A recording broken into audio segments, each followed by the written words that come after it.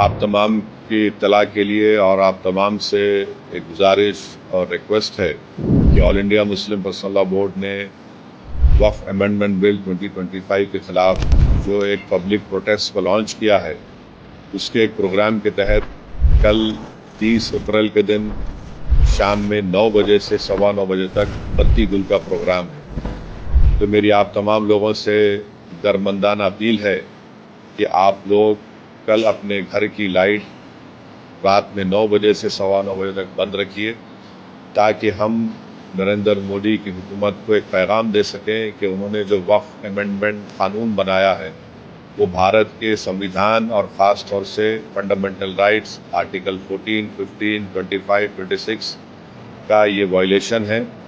और ये ख़ास तौर से मुसलमानों के धर्म वक्फ बोर्ड में मदाखलत इस क़ानून के ज़रिए की जा रही है।